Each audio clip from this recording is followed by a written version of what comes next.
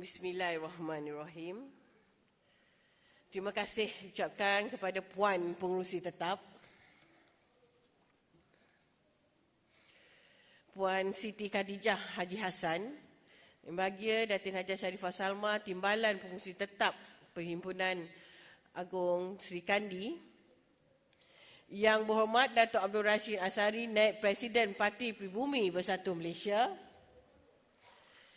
Yang Berbahagia Datuk Profesor Dr. Sukiman, Ahli Majlis Pimpinan Tertinggi Parti Pribumi Bersatu Malaysia, sahabat-sahabat Esko Sri Kandi Bersatu Malaysia, ketua-ketua Sri Kandi negeri-negeri, para perwakilan, para pemerhati, rakan-rakan media, tuan-tuan, puan-puan, saudara-saudari yang dihormati sekalian. Assalamualaikum warahmatullahi taala wabarakatuh. Salam sejahtera, salam sayangi Malaysiaku. Alhamdulillah, hari ini tercatat dalam satu lagi sejarah. 29 Disember 2018, di mana kita Sri Kandi dapat mengadakan persidangan Perhimpunan Agong Tahunan Sri Kandi buat julung kalinya. Terima kasih saya ucapkan kepada jawatankuasa pengurusan perhimpunan ini yang telah diketuai oleh saudara Samsi Lasiru kerana telah dapat mengadakan perhimpunan kita pada hari ini. Sri Kandi yang saya sayangi sekalian, 5 April 2017 dilakarkan sebagai hari yang menyaksikan sayap wanita Parti Pribumi Bersatu Malaysia dilahirkan. Kekuatan sesebuah parti politik ditunjangi oleh jentera akar umbi yang melata di seluruh negara. 52% rakyat yang mengundi di dalam pilihan raya yang lepas adalah terdiri daripada golongan wanita. Mana mungkin sebuah parti boleh berjaya tanpa sentuhan akar umbi oleh wanita? Masih ingat tak lagi Sri Kandi semua? Selepas penubuhan Sri Kandi pada 5 April 2017, kami telah turun ke bawah ke seluruh negeri mencari keahlian menubuhkan Sri Kandi di peringkat bahagian dan juga negeri. Masih ingat tak Sri Kandi semua? Kita semua ketika itu menjelajah setiap pelosok kota dan desa ketika itu mencari ahli menambah keahlian. Kita terjah buat program keahlian bukan saja di kampung, di flat-flat, naik tangga turun tangga. Ada banyak kecaman yang kita dapat, ada banyak ugutan yang kita terima. Tapi kita tetap terus cekal meneruskan misi demi perjuangan yang benar. Kita tak putus asa walaupun ketika kita mencari keahlian itu, ramainya yang menjadi ahli adalah lelaki. Kita dapat 1000 orang ahli yang kita cari, tetapi 60%-nya adalah daripada lelaki. Itu tidak menjadikan kita putus asa. Kerana kita tahu, kita berjumpa dengan wanita-wanita ketika itu, mereka kata mereka diugut. Mereka kata kalau mereka masuk Parti Bersatu, akan banyak kebajikan-bajikan mereka yang akan dipotong. Betul tak? Itu yang kita terima. Kerana wanita ini sikapnya melindungi. Kita sayang mereka, melindungi keluarga mereka. Kerana itu ramai yang menjadi ahli ketika itu adalah lelaki. Tapi Sri Kandi tak gentar. Kita ini walaupun diugut, dikecam, bila kita turun ke bawah, ada banyak fitnah yang kita terima. Tapi Alhamdulillah, saya bangga dengan Sri Kandi Parti Pribumi Malaysia kerana sehingga sekarang tetap bersama parti yang kita sayangi ini. Alhamdulillah. Selepas itu, kita mengadakan lagi program-program kebajikan. Kita turun, orang yang menyumbang ketika itu pun tak mahu namanya disebut-sebut. Kerana bimbang nanti perniagaan mereka akan diganggu. Kita tak ada coverage media seperti hari ini. Kita buat program kita, menyusuri ke sepelosok akar umbi, bertemu dengan pengundi. Kerana apa? Kerana kita yakin bahawa parti yang baru saja ditubuhkan ini akan membawa suara rakyat. Bukan itu saja cabaran Sri Kandi.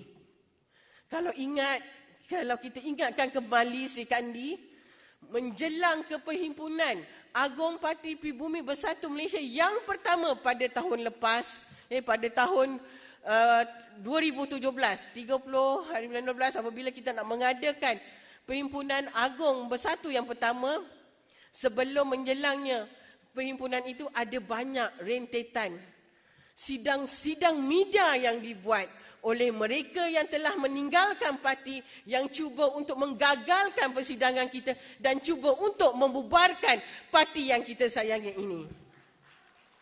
Sri Kandi juga tak terkecuali. Ada di antara kita yang ditawarkan wang RM100,000.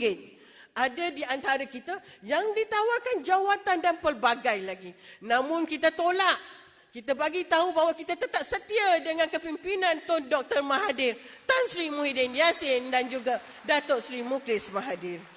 Alhamdulillah, itu cabaran Sri Kandi.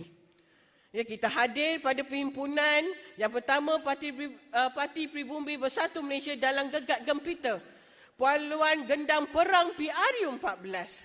Dalam usia yang baru setahun jagung ketika itu, kita berhasrat, kita bersama-sama kerana niat kita hari itu adalah untuk menumbangkan kerajaan yang kleptokrat. Kita dibakar dengan alunan ucapan yang mencetus semangat, mengharungi PRU14. Seluruh tenaga dan keringat dikumpul agar kemenangan menjadi kenyataan. Kita ingat lagi, kita masih ingat lagi. Ahli-ahli yang datang, yang bersama-sama dengan kita, ahli-ahli Sri Kandi yang ada di hadapan saya ini, bukannya semuanya berpengalaman dalam politik. Ada yang baru pertama kali menjadi ahli politik. Betul? Ada yang datang daripada NGO. Ada yang langsung tak ada pengalaman. Tapi dengan kesatuan kita, dengan semangat kita, walaupun ketika itu kita dipelekehkan oleh wanita UMNO kerana mereka mempunyai 1 juta jentera, tapi kita mampu membuktikan bahawa pada hari ini kita adalah parti yang memerintah bersama Pakatan Harapan.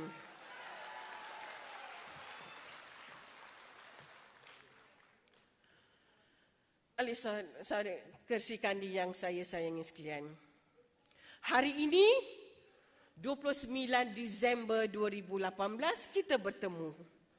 Tiada lagi paluan gendang perang. Tiada lagi laungan menuju kemenangan. Tetapi apa yang kedengaran? Bait-bait kesyukuran, cetusan pemikiran, panggilan tugasan yang tidak henti-henti. Kerana apa? Kerana kemenangan yang telah berada di pelukan kita. Kemenangan itulah yang perlu kita isi. Kerana pada hari ini, kita datang dengan satu tujuan, iaitu mengisi kemenangan, mengukuh kesatuan.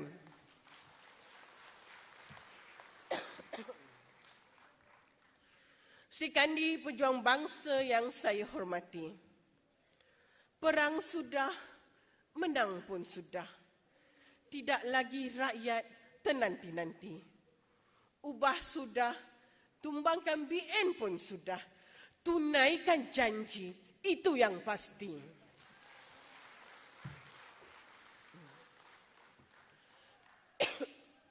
Bersifat untuk menang, penatnya pun belum hilang. Kini kita bersilat pula, membentulkan segala kepincangan.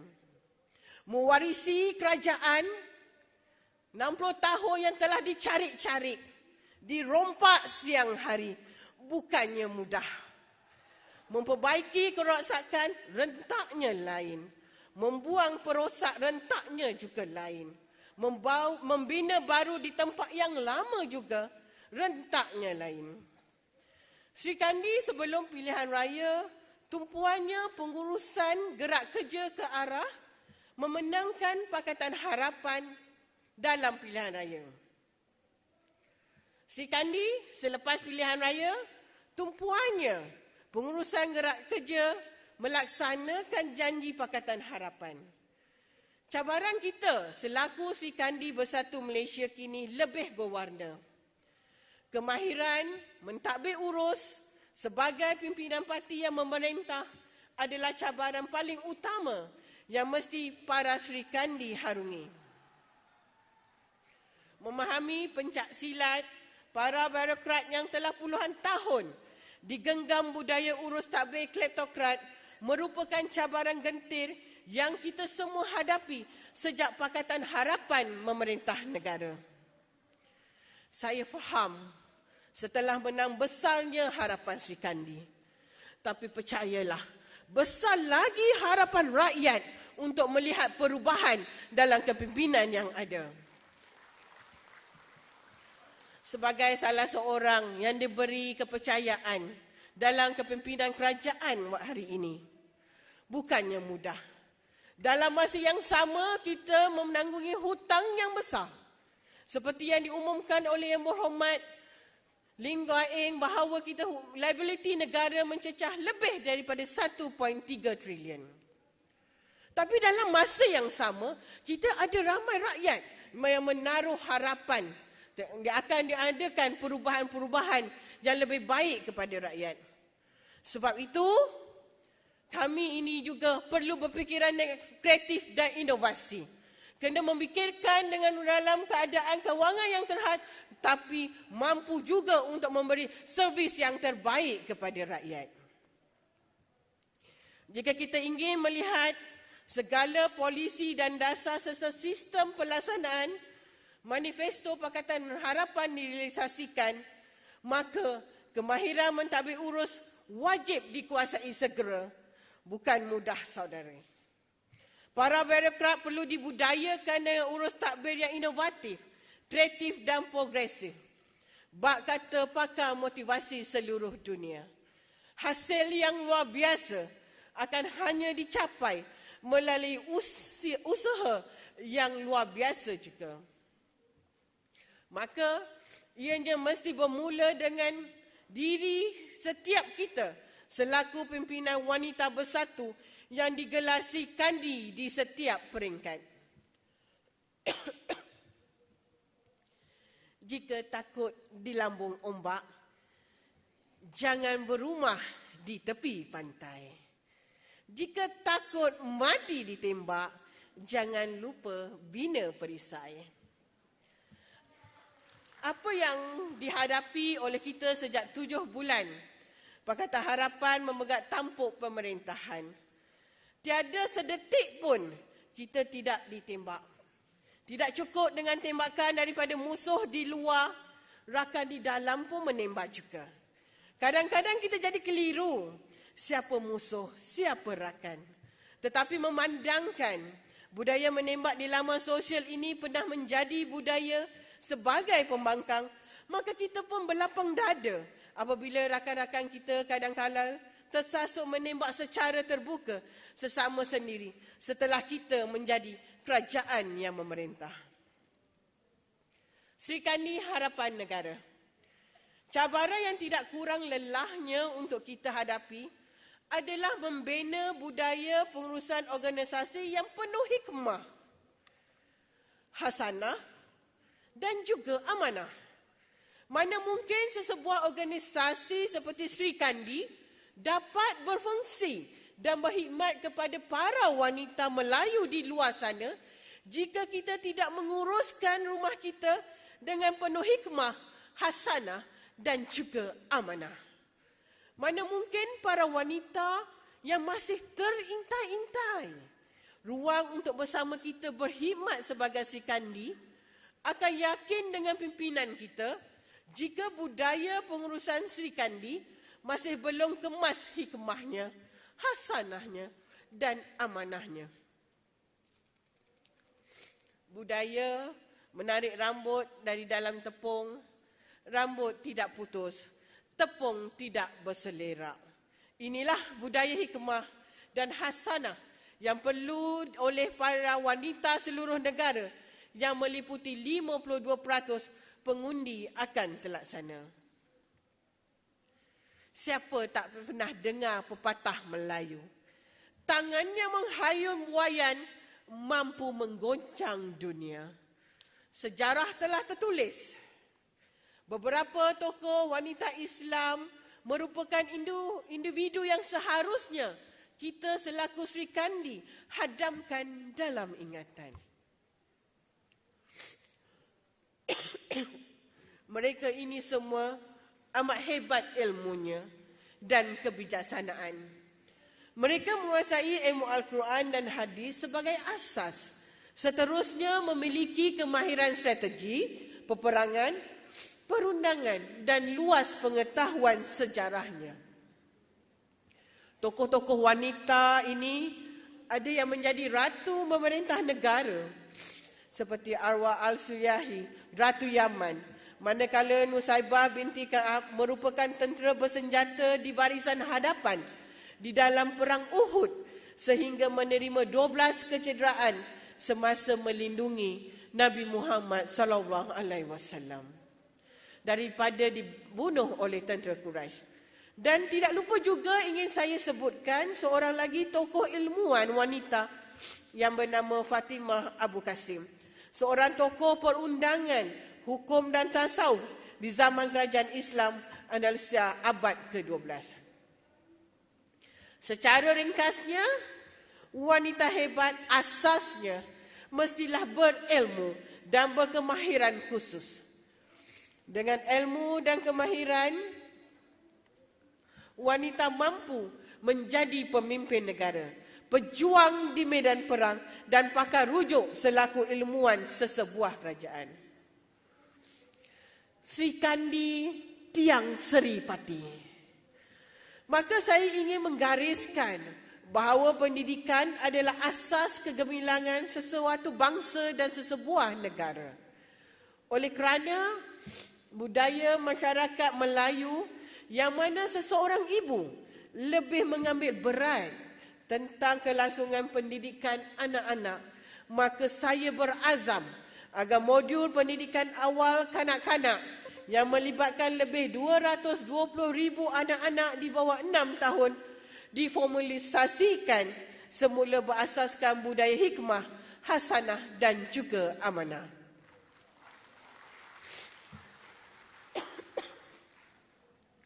Saya berharap agensi kerajaan khususnya Kemas dan MARA akan memulakan perubahan ini secara komprehensif bersepadu dalam jangka waktu 3 tahun ini. Semoga generasi akan datang menjadi generasi hebat dan juga berbudaya. Seperti yang kita semua sedia maklum, bersatu juga memain peranan dalam usaha membangunkan pribumi dan orang Melayu supaya hak-hak mereka dalam negara ini terus terpelihara. Justru agenda Bumi Putera sejak sekian lamanya telah kita berikan penekanan kerana kepentingannya kepada kestabilan dan juga kemakmuran negara. Dan sesungguhnya, di bawah dasar ekonomi baru juga, orang Melayu telah diberi banyak peluang dan bantuan supaya mereka dapat meningkatkan kejayaan mereka dalam perniagaan dan juga keusahawanan. Namun, itu bukanlah bermakna kita boleh merasa selesa. Keperluan mengurangkan jarak ekonomi antara kaum perlu diteruskan. Oleh yang demikian, keusahawanan dilihat sebagai salah satu penyelesaian tepat dalam memecah kepompong kemiskinan dan kemunduran. Para perwakilan Sri Kandi yang saya sayangi, wanita dan kecantikan sukar dipisahkan. Wanita dan kesihatan sentiasa menjadi keutamaan. Wanita dan keusahawanan tidak kecil bilangannya. Berapa ramai usahawan wanita di dalam Amanah Ikhtiar Malaysia? Berapa ramai? Berapa ramai puan pengerusi Amanah Ikhtiar? Berapa ramai? 340,000. Itu dalam Amanah Ikhtiar. Berapa ramai usahawan wanita di dalam Tekun? Timbalan pengurusi Tekun. Berapa ramai usahawan wanita dalam Tekun? Ramai. Ramai tak? Ramai. Berapa ramai usahawan wanita Melayu tersenarai dalam 100 orang terkaya di Malaysia? Tersenarai dalam 100 orang terkaya di Malaysia. Berapa ramai? Kerana itu, wanita ini sinonim dengan sebagai pengusaha kecil dan sederhana. Maka hari ini, Sri Kandi seharusnya berazam agar status ini bertukar menjadi wanita sinonim sebagai usahawan bertaraf dunia seperti Sayyidatina Khadijah. Maka dengan kecanggihan teknologi, internet dan robotik, wanita sudah tidak perlu lagi berhijrah jauh ke bandaraya maupun bandar untuk lahir sebagai usahawan bertaraf dunia. Pemasaran online dan perkhidmatan pos ekspres yang semakin cekap dengan mudah memungkinkan para usahawan wanita di kampung-kampung meningkatkan pendapatan dan meluaskan pasaran ke seluruh dunia. Siapa suka makan tak nanas? Berapa harga tak nanas satu botol? Berapa? 38, 35. Okey, 35. Tak nanas yang kita beli harga 35 tu, dapat tak kalau kita jual dengan harga $20 di Amerika Syarikat? Boleh. Ada tak mustahil petai jeruk yang berharga RM30 sebotol kecil dijual hingga ke Jepun dengan harga $30? Boleh? Saya ada seorang sahabat daripada Samsung. Daripada Korea, tinggal di Malaysia, daripada Samsung. Suka makan petai. Jadi saya rasa macam nak boleh ekspor petai ke sana. Semuanya tidak mustahil. Jika pemasaran yang tepat dapat kita laksanakan. Tambahan pula jika usahawan kecil diberikan latihan pemasaran online yang betul. InsyaAllah. Acar buah. Apa lagi? Apa? Asam, serunding. Dapat dijual ke luar negara dengan adanya pemasaran online yang betul. Dapat diekspor. Jangan kita terkejut jika barang-barang kita juga yang kita sebutkan tadi dapat diekspor ke Jepun, Itali, Perancis dan Amerika yang sememangnya pengembang jeruk ataupun istilah mereka panggil pickles. Kesemua produk yang saya sebutkan adalah sinonim dengan wanita. Maka Sri Kandi juga akan memberi fokus kepada pembangunan usahawan wanita bertaraf dunia agar sumbangan wanita terhadap ekonomi negara akan lebih signifikan, memandangkan 70% graduan IPT adalah daripada golongan wanita. Inilah fokus Sri Kandi selepas pilihan raya yang ke-14. Mengisi kemenangan dengan meningkatkan kecekapan urus tadbir kerajaan dan parti, memperkasakan modul pendidikan dan menaik taraf ekonomi golongan wanita. Sri Kandi yang dirahmati Allah. Parti Pribumi Bersatu Malaysia tidak asing lagi yang kini dikenali sebagai Bersatu. Diperkukuhkan pula dengan lirik lagu rasminya, bercerai kita roboh, bersatu kita, bersatu kita, bersatu kita. Maka ia perlu menjadi akar tunjang yang disiram dan dibaja secara konsisten. Bersatu bukanlah hanya satu istilah, bukanlah hanya di lafaz, tetapi ianya wajib menjadi roh yang hidup dalam jiwa setiap ahli Sri Kandi. Ibarat sebatang lidi, mudah saja kita nak patahkan. Tetapi apabila lidi ini dikumpul dan diikat menjadi penyapu, amat sukar untuk dipatahkan. Tercatat dalam lakaran sejarah yang bukan direka-reka, tetapi kenyataan, iaitu kejatuhan sebuah empayar Melayu yang terkenal di seluruh dunia ketika itu, iaitu Melaka. Kejatuhan Melaka bukanlah kerana kekuatan Portugis. Kerajaan Melayu Melaka ketika abad ke-15 telah pun menggunakan meriam yang canggih di zamannya. Sebuah empayar yang gemilang telah jatuh tersungkur, hingga bangsa Melayu sekarang tidak dapat melihat tinggalan fizikal yang nyata sebagai bukti keunggulannya bangsa Melayu seperti tinggalan fizikal Empayar Rom di Itali dan Empayar Osmaniyah di Turki. Kejatuhan dan lenyapnya Empayar Melayu Melaka adalah akibat ketidaksatuan pemimpin Melayu yang telah berpecah merebut kuasa. Siapa datang dari Melaka? Cuba angkat perwakilan daripada Melaka. Oh, ada ketua. Terima kasih. Ini sejarah di Melaka. Kejatuhan dan lenyapnya Empayar Melayu Melaka adalah akibat ketidaksatuan pemimpin Melayu yang telah berpecah merebut kuasa. Portugis dibantu daripada dalam oleh orang-orang Melayu yang khianat dan pentingkan diri dan kelompok mereka. Maka runtuhlah sebuah kerajaan Melayu terbilang pada tahun 1511. Sri Kandi pastinya amat menyidari dan pentingnya kesatuan matlamat dan hati serta fikrah kita sebagai ahli dan pemimpin Sri Kandi di semua peringkat. Para perwakilan yang disayangi, menangnya Pakatan Harapan atas dasar kesatuan fikrah semua parti komponen yang memangnya kesatuan hati komponen menerima seorang ketua. Menangnya Pakatan Harapan atas dasar kesatuan matlamat menumbangkan rejim kleptokrat. Kesatuan Sri Kandi dalam melaksanakan segala gerak kerja yang dirancang adalah bukti kesetiaan kita terhadap matlamat perjuangan parti. Kuatnya parti adalah kerana bertelingkah bukan berpecah, berbalah bukan mematah.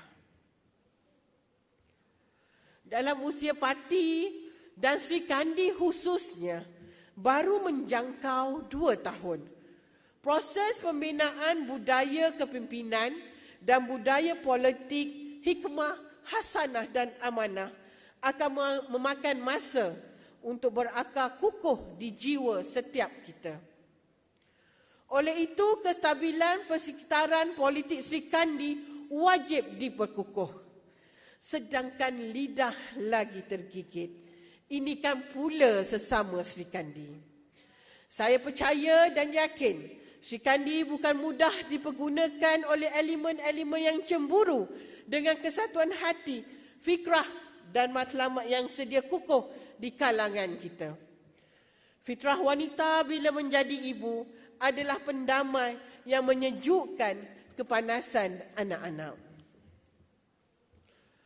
Kitalah Sri Kandi yang bertekad dan melaksanakan hikmat bakti dengan penuh hikmah, hasanah dan amanah demi agama, bangsa dan negara. Tahniah kepada Urustia yang telah bertungku lumus mengemukakan persiapan Perhimpunan Agung Tahunan Sri Kandi pertama yang bersejarah ini dengan jayanya. Di kesempatan ini juga, saya ingin mengambil kesempatan untuk melancarkan tabung untuk arwah seorang anggota bomba, iaitu Allahyarham Muhammad Adik Muhammad Kasim yang telah pun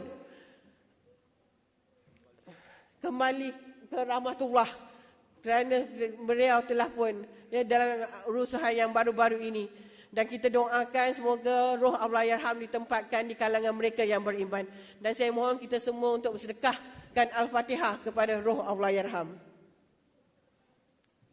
Bismillahirrahmanirrahim.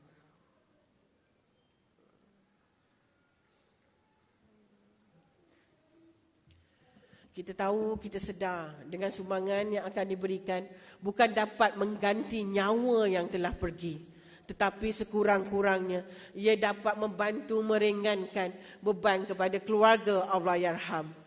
Dan itulah semangat yang berani, yang berjuang demi keamanan negara. Dan kepada semua Serikandi yang ada pada hari ini, saya ucapkan selamat bersidang. Dan semoga persidangan ini dapat dijalankan dengan aman dan damai. Sekian, wabillahi taufiq, wassalamualaikum warahmatullahi taala wabarakatuh.